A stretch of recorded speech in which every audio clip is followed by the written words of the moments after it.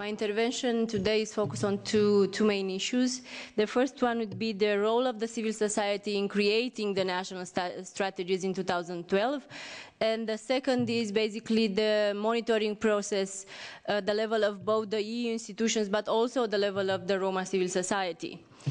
Coming from Romania, a country where the Roma population is the largest in Europe, I think it can be relevant or at least interesting or pragmatic to share with you the process of creating the national Roma strategy in Romania and to basically look to the way that the Romanian government understood one of the common basic principles, the active participation of Roma. In creating the Roma strategy, Romania opted out of superficial consultations, meant only to tick a box in the to-do list of the Romanian government. And when I'm saying that is basically because in March 2011, the Romanian government approved a memorandum for guidelines of the national strategies, which basically come 1 month before the communication of the European Commission and, of course, the guidelines from the Commission. The consultation process did not exist at that time and basically started back in August 2011 due to the complaints of the civil society and due to the pressure that these NGOs have done. We may say that in August we had like 50 pages of different amendments given to the new strategy that was proposed by the Romanian government. And we'll see maybe at the end of November if any of these 50 pages of amendments were taken into consideration. But if we look to the text now of the national strategy, and maybe here I think that it's relevant for the European Parliament to know, there are several basic things that are missing.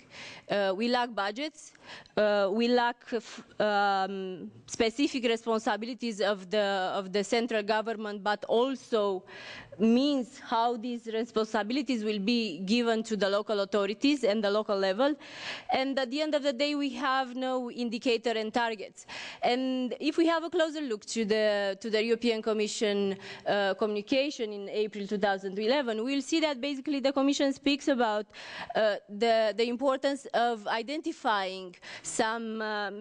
relevant disadvantaged microregions, but also segregated neighborhoods of the Roma communities in order to make sure that these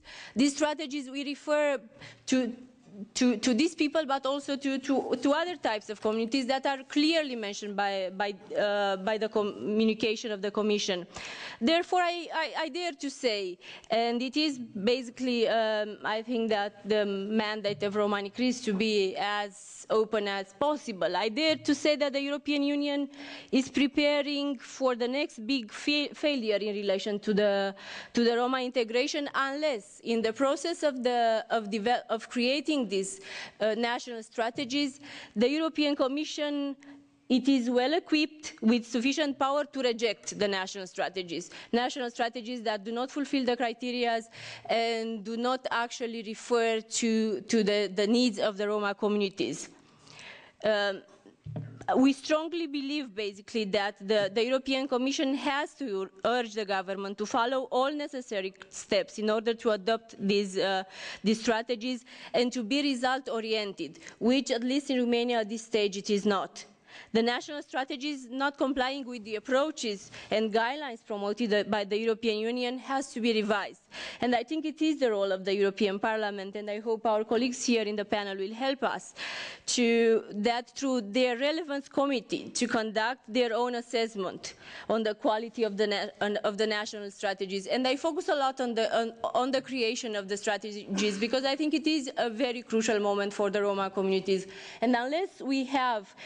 good strategies that can be monitored and can be implemented at local level, then we will not succeed to speak in 2020 about the integration of the Roma people.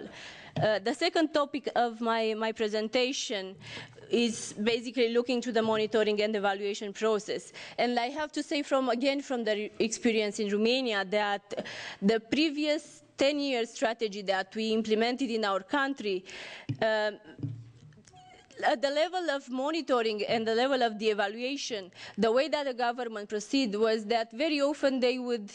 report to the European Commission, to the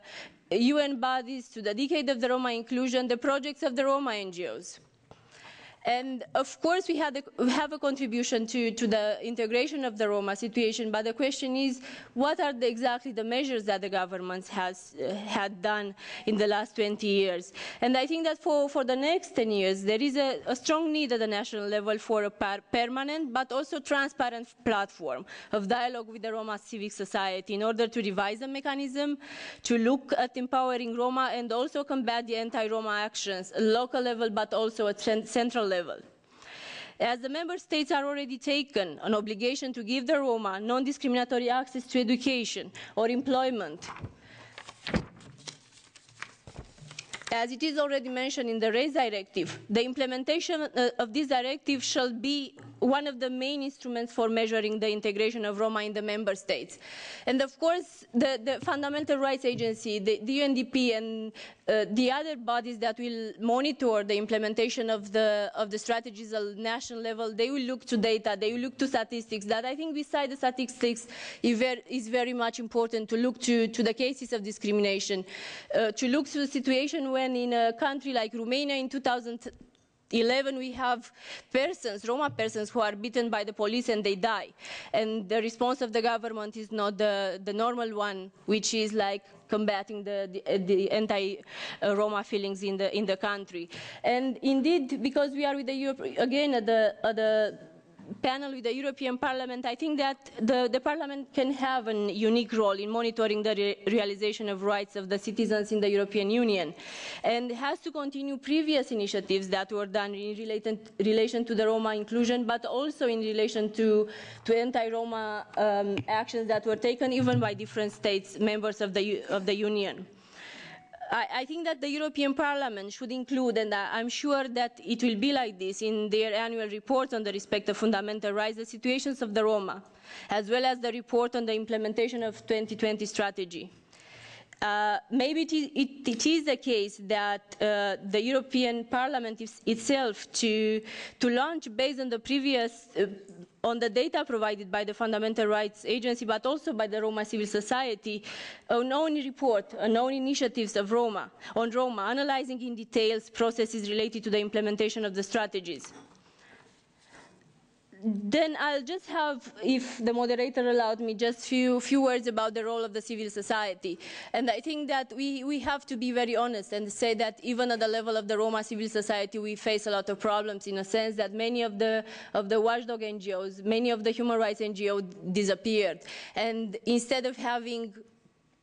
transparent consultations in the country, very often we'll have a consultation of the limit of the traffic of influence to advocacy. So I think we have to be very careful with that. And I think it is also the role of the European institutions to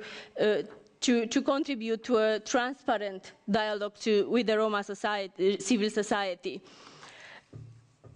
Maybe one of the things that it's quite relevant for the Roma NGOs at national level is to be much more involved in the debates and in the dialogue with the European Parliament and European Commissions. And I think that an European platform for Roma inclusion should also look to the common basic principles that I mentioned at the beginning of my intervention, which is the active Roma participation. So I think that the experience of the national NGOs, the experience of the local NGOs,